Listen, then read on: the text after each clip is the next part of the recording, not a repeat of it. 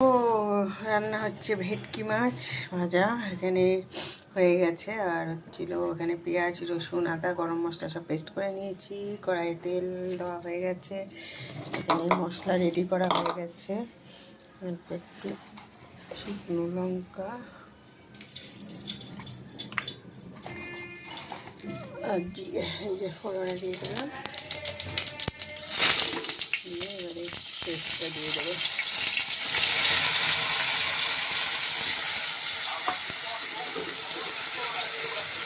ভালো করে কষিয়ে নেব।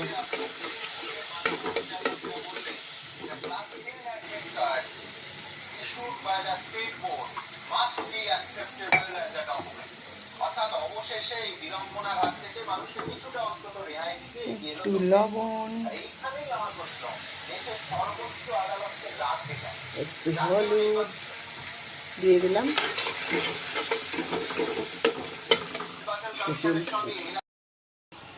মশলা এদিকে রেডি। এর মধ্যে দই, হলুদ, জিরের গুঁড়ো, লঙ্কার গুঁড়ো, ধনের গুঁড়ো সব দেওয়া আছে।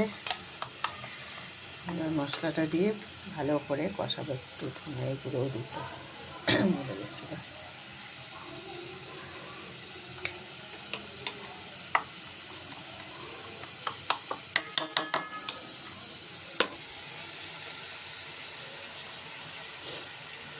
মশলাটা দিয়ে ভালো করে কষাবো।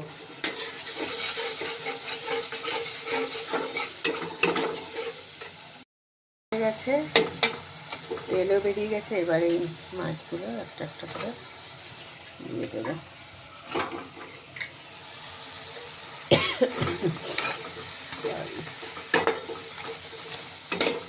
মাছগুলো দিয়ে মশলাটা কষিয়ে তারপরে হচ্ছে পরিমাণ মতো জল দিয়ে দেবো।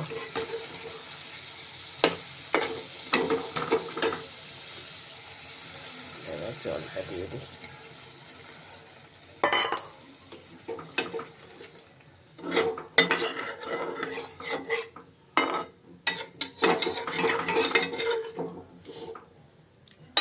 ঢেকে দেবো।